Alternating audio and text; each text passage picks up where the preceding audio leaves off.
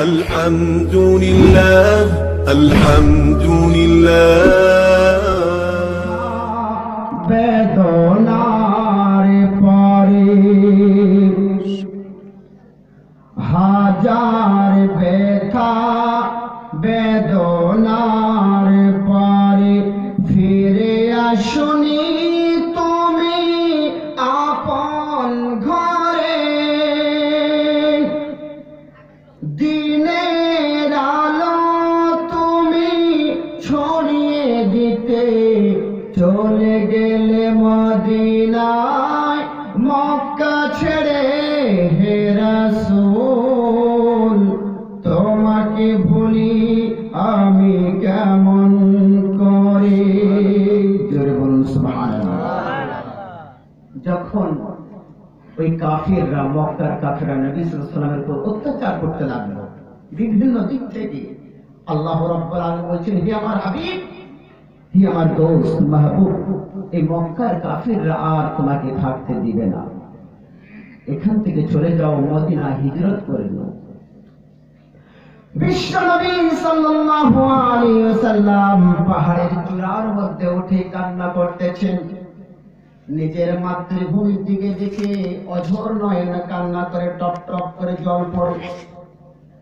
নিজের দেশ নিজের মাতৃভূমি ছেড়ে চলে যেতে হবে মদিনায়, কান্না করতেছেন আর বলতেছেন হাজার ব্যথা বেদনার পরে ফিরে আসুনি তুমি আপন ঘরে। জোরে বলুন সুবহানাল্লাহ। সেখানকার নবীর হৃদয়ে এত কান্না পেয়েছিল, নবী সাল্লাল্লাহু আলাইহি ওয়াসাল্লামের সেখান থেকে চলে যাওয়ার, যারা ইসলাম কবুল করেছিলেন তাদের হৃদয়টা ফেটে গিয়েছে যে আমার বিশ্ব নবী মক্কাতে আর থাকবে না, মক্কায় হিজরত করে মদিনায় চলে যাবেন। তাই কবি ছন্দের মাধ্যমে এই ছন্দটাকে সাজিয়েছেন। একবার মহব্বতের পরিচয় বলুন সুবহানাল্লাহ। হাজার ব্যথা বেদনার পরে ফিরে আসুনি তুমি আপন ঘরে, দিনের আলো তুমি ছড়িয়ে দিতে চলে গেলে মদিনায় মক্কা ছেড়ে হে রাসূল তোমাকে ভুলি আমি কেমন করে হে রাসূল তোমাকে ভুলি আমি কেমন করে। ইসলাম প্রচার করেছেন আমার বিশ্বনবী, কত কষ্ট করেছেন, কখনো খেয়েছেন কখনো খাননি, কখনো আবার পাথরের আঘাত খেয়েছেন নবী আমার, তবে ইসলাম প্রচার করতে ছাড়েননি। সুবহানাল্লাহ। তাই কই বলছেন খেয়ে না খেয়ে দিন প্রচারের কাজে নিজেকে দিলেন বিলিয়ে, খেয়ে না খেয়ে দিন প্রচারের কাজে নিজেকে দিলেন বিলিয়ে। তাই ফের কাফেরেরা চিনল না সেই আলো, দুষ্ট ছেলে দেয় পিছু দেয় লিলি।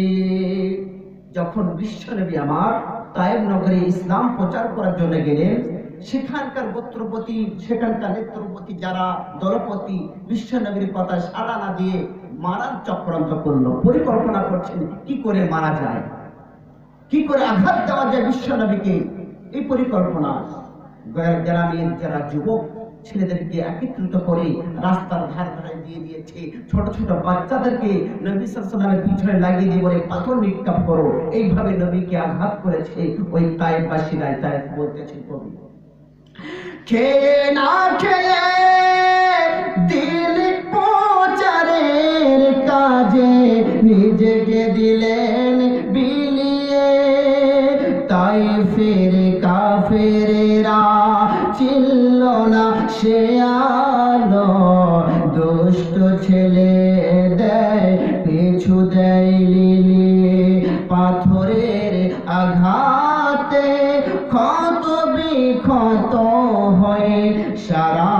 শরীর থেকে রক্ত ঝরে হে রাসূল তোমাকে ভুলি আমি কেমন করে হে রাসূল তোমাকে ভুলি আমি কেমন করে হাজার ব্যথা বেদনার পরে ফিরে আসনি তুমি আপন ঘরে দিনের আলো তুমি ছড়িয়ে দিতে চলে গেলে মদিনায় মক্কা ছেড়ে হে রাসূল তোমাকে ভুলি আমি কেমন করি। নবী আমার ইসলামকে সাজিয়েছেন খুব কষ্ট করে। আমরা ইসলাম পেয়েছি খুবই আরামের মধ্যে দিয়ে। আমাদেরকে কষ্ট করতে হয়নি, আমাদেরকে যুদ্ধ করতে হয়নি, আমাদের খাইবারে যুদ্ধ করতে হয়নি, বদরে যেতেও হয়নি, কারবালাও যেতে হয়নি। আমরা সহজভাবে ইসলামকে পেয়ে গেছি। এই ইসলামের খাতিরে কত সাহাবায়ে কেরামরা শহীদ হয়ে গিয়েছেন, কত কষ্ট পেয়েছেন। ইসলাম ধর্ম সেই জন্য তা আল্লাহ রাব্বুল আলামিনের কাছে সবচেয়ে উন্নত, সবচেয়ে গুরুত্বপূর্ণ ইম্পর্টেন্ট ধর্ম হচ্ছে। বলা হয়েছে ইসলাম ইজ দ্য কমপ্লিট রিলিজিয়ন। সবথেকে গুরুত্বপূর্ণ ধর্ম হচ্ছে আল্লাহর নিকটে ওটি দুই ধর্মটা হলো ইসলাম। বলুন সুবহানাল্লাহ। ইন্না দীনা ইনদাল্লাহিল ইসলাম। ইসলাম হচ্ছে শান্তির ধর্ম, ইসলাম হচ্ছে মানবতার ধর্ম। ইসলাম শিক্ষা দিয়েছে শিষ্টাচার, মানুষের সঙ্গে মহব্বত করা শিখিয়েছে, কি করে চলতে হবে, কি করে উঠতে হবে, কি করে বসতে হবে। ঝগড়া করা, বিবাদ লাগানো, এক অপরের সঙ্গে লড়াই করার ইসলাম শিখায়নি। ইসলাম শিখিয়েছে মানবতা, ইসলাম শিখিয়েছে একত্ববাদ, ইসলাম শিখিয়েছে কি করে মানুষকে ভালোবাসতে হবে, পিতা মাতার কিভাবে খিদমত করতে হবে, আল্লাহ আল্লাহ রাসূলকে কিভাবে চিনতে হবে, আউলিয়া কেরামকে কিভাবে জানতে হবে, আউলিয়া কেরামকে সাথে কিরকম সোহবত রাখতে হবে। ইসলাম শিখিয়েছে। জোরে বলুন সুবহানাল্লাহ। ইসলামের মধ্যে সবকিছু পেয়ে যাবেন, কিন্তু ইসলামকে বুঝতে শিখতে হবে। ইসলাম শুধু বুঝলে হবে না, তার প্রতি আমল করতে হবে। ইসলামে এমন কিছু নিয়ম নীতি আছে, এমন কিছু বিধান রয়েছে, আপনি বিধানগুলোকে ফলো করতে হবে। আর আপনি একটাকে বাদ দিয়ে আর একটাকে করবেন, কিন্তু ইনকমপ্লিট থেকে যাবেন, কমপ্লিট হতে পারবেন না। কেউ যদি বলে আমি মুসলমান, আমি একজনকে আঘাত করব, আল্লাহর নবী বলেছেন তাকে মুসলমান বলা হয় না। আল মুসলিমু মান সালিমাল মুসলিমুনা মিন লিসানিহি ওয়া ইয়াদিহি। আল্লাহর নবী বলেছেন মুসলমান তাকে বলা হয় যার জবান, যার মুখের দ্বারা অন্য মুসলমান যেন কষ্ট দুঃখ না পায়। জোরে বলুন সুবহানাল্লাহ। তাহলে আপনি কেমন মুসলমান, কেমন ঈমানদার? আমরা তো মুসলমান হয়েছি, কলমা পড়লে তো মুসলমান হয়ে গেল, কিন্তু আরো যে 5টা স্তম্ভ রয়েছে তা মানতে হবে। কিন্তু 5টা স্তম্ভ মেনে নিলেন, আরো তো গুরুত্বপূর্ণ কিছু বিধান রয়েছে, ওগুলোকে ফলো করতে হবে। আল্লাহকে মানতে হবে, রাসূলকে মানতে হবে, ইত্তেবা করতে হবে। সাহাবায়ে কেরামরা কিভাবে নবী সাল্লাল্লাহু আলাইহি ওয়াসাল্লাম কিভাবে ইত্তেবা করেছেন, আমার বিশ্বনবী বলেছেন সাহাবাদের সম্পর্কে as-সাহাবী কান নুজুম, আমার সাহাবারা হচ্ছে সিতারার মতো। জোরে বলুন সুবহানাল্লাহ। তাই একজন কবি বলেছে আশিকে মুস্তাফা। জোরে বলুন সুবহানাল্লাহ। আশিকে মুস্তাফা হে সাহাবা মেরে সব নুজুমে হুদা হে সাহাবা মেরে। आशिक़े मुस्तफ़ा है सहाबा मेरे सब नुजूमे हुदा है साहाबा मेरे। আমার নবী বলেছেন নিজের পবিত্র জবানে, যত সাহাবা রয়েছে আমার সবটা সিতারার মতো। তাদের কোনো ভুল হয়নি। তাদের পদতলে তাদের পায়ের ধুলার যোগ্য আমরা নয়। মুআজ্জাজ সামিল কিরাম, তবু আমরা তো নামাজ পড়ি না। সাহাবারা কখনো নামাজ ছেড়েছিল? নামাজ ছাড়েনি। তারা কখনো রোজা ছেড়েছিল? রোজা ছাড়েনি। তাদের চলাফেরা, তাদের শিষ্টাচার, তাদের ক্যারেক্টার, তাদের চরিত্র, যদি কোনো লোক, কোনো মুসলমান যদি সাহাবাদের চরিত্রের সাথে নিজেকে মিলিয়ে নেয়, নবী কিভাবে চলাফেরা করেছেন নিজের সাথে যদি মিলিয়ে নেয়, সে পাক্কা সচ্চা মুমিন হয়ে যাবে এবং তার এই জগৎ এবং পরজগতে কামিয়াব হয়ে যাবে। আমি যে আয়াতটা পড়েছিলাম আপনাদের সামনে, মহান রব্বুল আলামিন বলছেন, ইয়া আইয়ুহাল্লাযীনা আমানু তাকুল্লাহা হাক্কা তুকাতিহি ওয়া লা তামুতুন্না ইল্লা ওয়া আনতুম মুসলিমুন। আল্লাহ বলছেন কি, হে আমার বান্দারা, হে আমার মুমিন বান্দারা, তোমরা আল্লাহকে ভয় করো। কেমন ভয় করো? ভয় করার মতো ভয় করো, এবং ততক্ষণ পর্যন্ত মৃত্যুবরণ করিও না যতক্ষণ পর্যন্ত পূর্ণ মুমিন মুসলমান না হয়েছে। জোরে বলুন সুবহানাল্লাহ। যতক্ষণ পর্যন্ত পূর্ণ মুমিন মুসলমান না হয়েছে মরিও না। আল্লাহ বলছে, যদি বিনা মুসলমান আর বিনা ঈমানদারে যদি কবরে যান, আপনার জন্য এমন আযাব রয়েছে। আল্লাহ রাব্বুল আলামিন পবিত্র কোরআন সূরা কারিয়ার মধ্যে বলতেছেন, ফাআম্মা মান সাকুলাত মাওয়াজিনুহু ফাহুয়া ফি ঈশাতির রাদিয়া ওয়া আম্মা মান খাফফাত মাওয়াজিনুহু ফাউম্মুহু হাবিয়া। জোরে বলুন সুবহানাল্লাহ।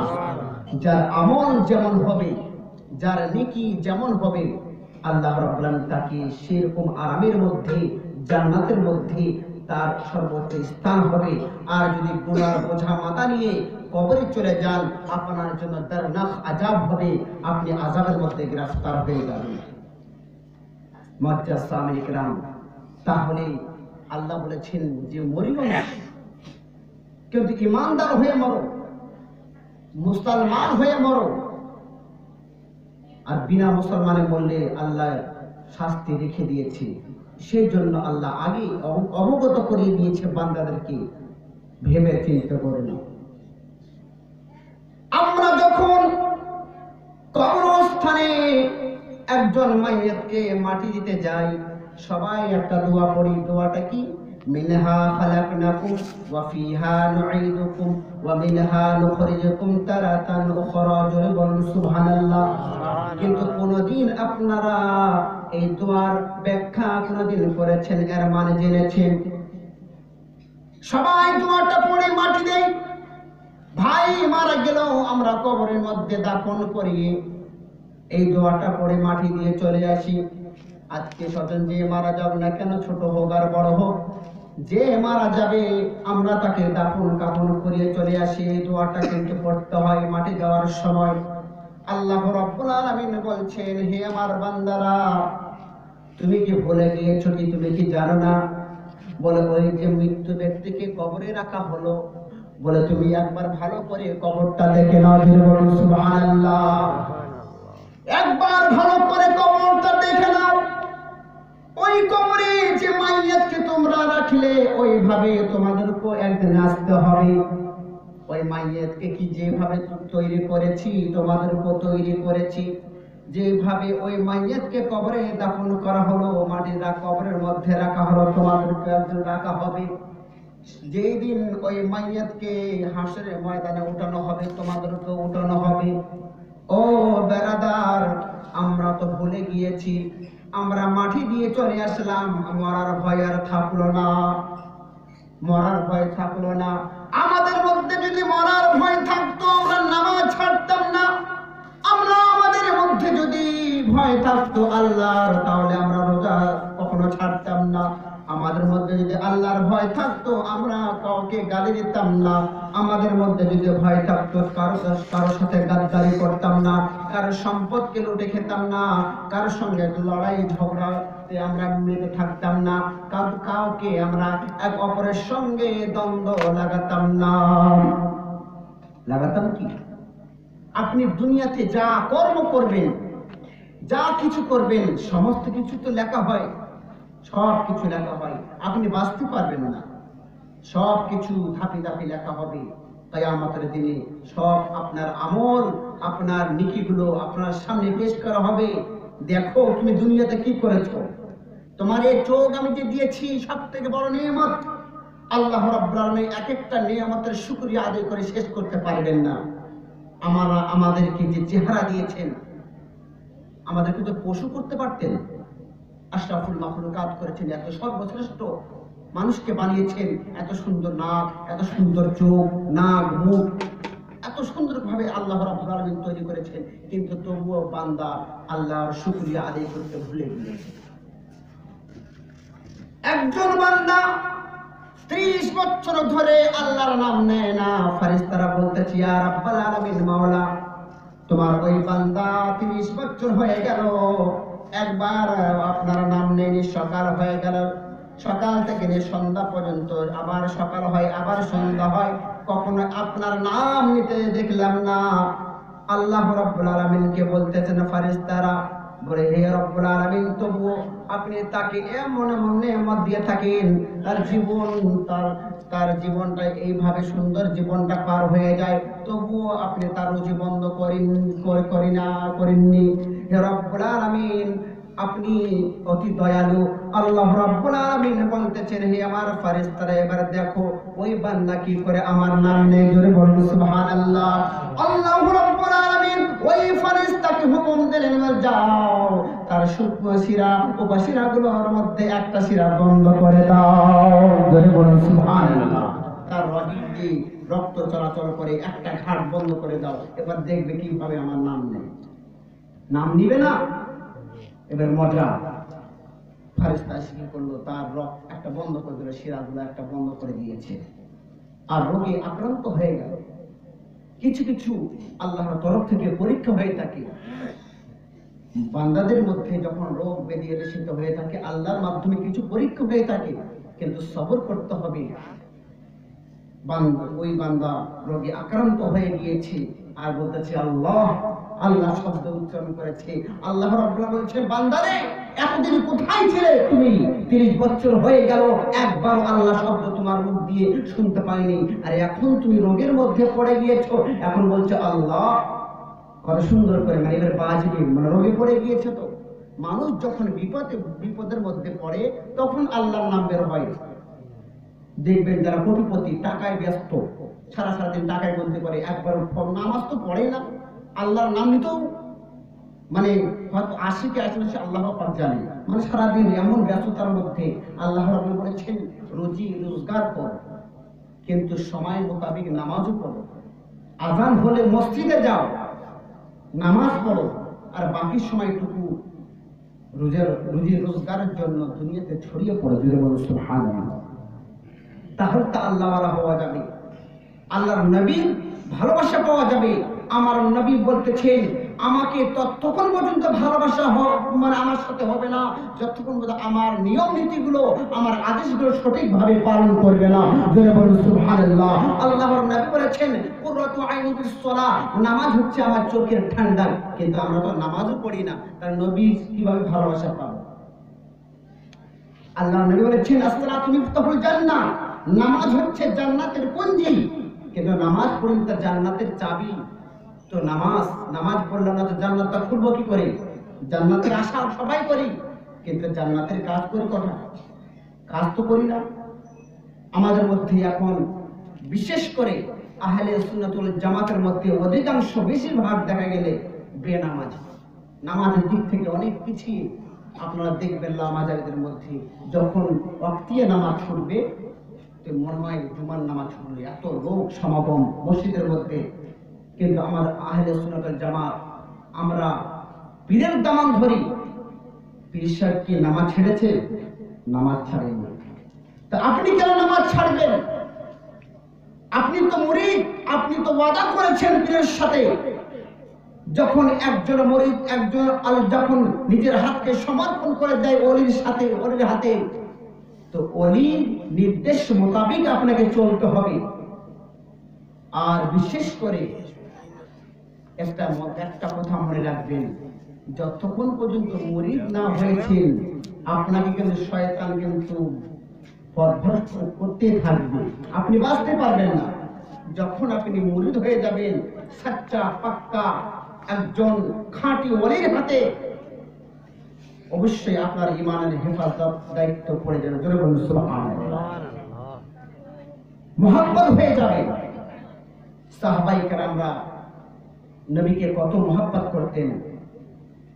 তো একদিন বলতেছেন, ইয়া রাসূলুল্লাহ, ইয়া হাবিবাল্লাহ, আপনি যখন দুনিয়া থেকে পর্দা হয়ে যাবেন নবী আমার, তো আপনার যে পরের পোশাক, আপনার পাগড়ি, জুব্বা ইত্যাদি কে পাবে? বলে বলুন সুবহানাল্লাহ। বিশ্বনবী সাল্লাল্লাহু তাআলা আলাইহি ওয়াসাল্লাম সাহাবাদেরকে নিয়ে বৈঠক করতেছেন। প্রশ্ন আসতেছে একটার পরে একটা করে।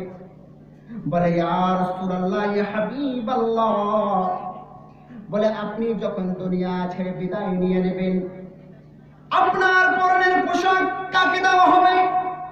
ওমরকে দেওয়া হবে না আলীকে দেওয়া হবে? ওসমান গনিকে দেওয়া হবে না কাকে দেওয়া হবে? আপনার তো ওমরকে দেওয়া হবে না, কাকে দেওয়া হবে? আপনার তো বিশিষ্ট সাহাবী অনেক রয়েছে, জোরে বলুন সুবহানাল্লাহ। বলে কাকে দেওয়া হবে? ইয়া রাসূলুল্লাহ, আপনি যদি একবার বলে দিতেন তাহলে আমাদের জন্য খুবই সহজ হয়ে যেত, আমরা বুঝতে পেরেতাম। আল্লাহর নবীর নজর, ওনার দৃষ্টিতে একজন ছিলেন, হযরত ওমর ছিল না, আবু বকর ছিল না, ওসমান ছিল না, আলী ছিল না। সাহাবাদের মাধ্যমে মজলিসে প্রকাশ করে দিলেন নবী আমার, মানে একজন রয়েছে বলে, যার নাম হলো ওয়াইস কুরনি। জোরে বলুন সুবহানাল্লাহ। বলে ওয়াইস কুরনি কখনো তো দেখিনি আমাদের মাহফিলে, কি মুহাব্বত, কি করেছে ওয়াইস কুরনি যে নবী সাল্লাল্লাহু আলাইহি ওয়াসাল্লাম নিজের পোশাক, নিজের পরিধান তাকে দেওয়ার জন্য বলতেছেন। ইয়া রাসূলুল্লাহ, ইয়া হাবিবাল্লাহ, আপনি দুনিয়া ছেড়ে চলে যাবেন, আপনার পোশাক ওয়াইস কুরনিকে দেওয়া হবে। বলে কোথায় গেলে ওয়াইস কুরনিকে আমরা লাগাল পাবো? আমরা তো দেখি নাই, এর আগে তো এখানে কখনো দেখিনি, তারপর তো কোনোদিন জানি না। আমার বিশ্ব নবী বলতেছেন, শোনো। হযরত ওমর আলীকে ডেকে বললেন, বলে আমি যখন দুনিয়া ছেড়ে পর্দা হয়ে যাব, আমার এই পোশাক নিয়ে ওই ওয়াইস কুরনিকে দিয়ে দিবি, আমার সালাম জানিয়ে দিবে, আর আমার বিশ্ববাসীর জন্য, আমার উম্মতের জন্য দোয়া করতে বলবে, নাজাতের জন্য। জোরে বলুন সুবহানাল্লাহ। যেন আমার উম্মতের জন্য যেন মাগফিরাতের দোয়া করি। সুবহানাল্লাহ। আমার নবী উম্মতকে কত ভালোবাসে। যখন দুনিয়াতে এসেছিলেন, হযরত আমিনার গর্ভবতী যখন আসলেন দুনিয়াতে, তখনও বললেন, রব্বি হাবলি উম্মতি। জোরে বলুন সুবহানাল্লাহ। আর যখন দুনিয়া ছেড়ে গেলেন তখনও বলেছেন, রব্বি হাবলি উম্মতি, হে আল্লাহ আমার উম্মতকে বখিয়ে দাও, বখিয়ে দাও। কিছুদিন পরে মক্কার নগরে, মদিনার নগরে সারা দেশ জুড়ে যেন কালো ছায়া পড়ে গেল, শোকের ছায়া পড়ে গিয়েছে। সবার মধ্যে যেন একটা মানসিয়া দেখা দিল, আর বিশ্বনবী দুনিয়ার মধ্যে নাই। ঘরে ঘরে কান্নার আওয়াজ, সাহাবাদের মধ্যে যেন কান্নার শব্দ, সবার মধ্যে যেন একটাই, যেন সবার মধ্যে যেন কান্নার ছায়া পড়ে গিয়েছে। বলে বিশ্বনবী আর দুনিয়াতে নাই, বিদায় নিয়ে পর্দা হয়ে গিয়েছে। ওমর আলীর মধ্যে আলোচনা হচ্ছে সাহাবাদের মধ্যে। বিশ্বনবী তো বলেছিলেন ওনার পোশাককে ওয়াইস কুরনিকে দিতে হবে। তো নবী সাল্লাল্লাহু আলাইহি ওয়াসাল্লাম বলেছিলেন ঈমানের কথা, যদি বলুন সুবহানাল্লাহ। আরেকটা পরিচয় দিয়েছিলেন ওয়াইস কুরনি, তোমরা কিভাবে চিনতে পারবে? ওনার ডান হাতে দেখবে একটা নিশানি আছে, ধরে বলুন সুবহানাল্লাহ। বলে ভাই ওমর, আলী আর ওমর বলতেছি, দুজনে আলোচনা করতেছি, চলো আমরা এই আমানতটা তাকে দিয়ে দিই। হযরত ওমর, হযরত আলী রাদিয়াল্লাহু তাআলা আনহু দুইজন সাহাবী মিলে বাবা পথ গমন করতে লাগলেন। অনেক দূর চলতে চলতে ইয়ামানের কাছাকাছি পৌঁছলেন। মানে পৌঁছে গিয়ে ওখানকার লোকদেরকে জিজ্ঞাসা করছেন, এখানে ওয়াইশকুরনি বলে কোনো লোক আছে নাকি?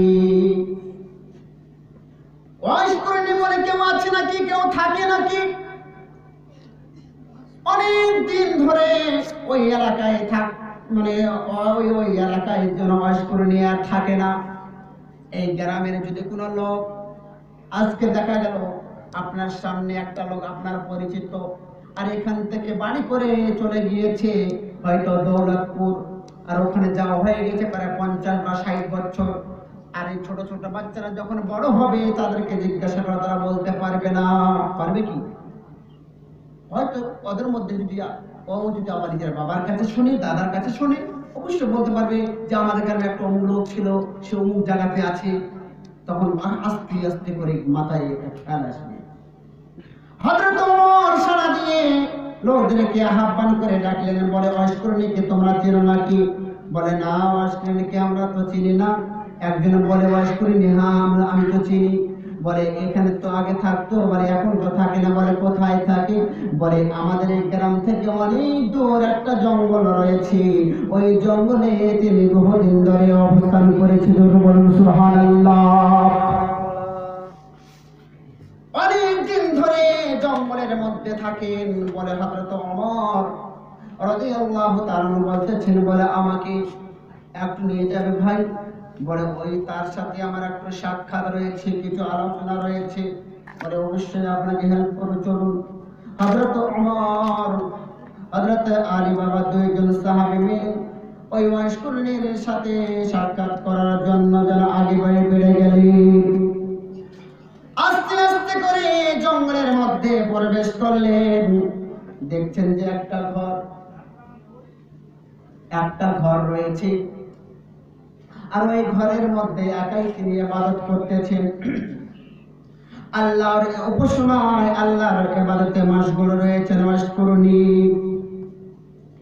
দীর্ঘক্ষণ ধরে ওয়াইশকুরনি আল্লাহর যেন ইবাদতের মশগুল। হযরত ওমর সাইডে দাঁড়িয়ে রইলেন, আলী দাঁড়িয়ে রইলেন। বলে যখন সালাম ফিরবে আমরা সালাম দিয়ে একটু মুলাকাত করে নেব। অনেকক্ষণ ধরে দাঁড়িয়ে থাকতে থাকতে হযরতে ওয়াইশকুরনি যেন সালাম ফিরলেন না, মানে সালাম ফিরা হলো। হযরত ওমর রাদিয়াল্লাহু তাআলা আনহু সালাম দিলেন, আসসালামু আলাইকুম ওয়া রাহমাতুল্লাহ।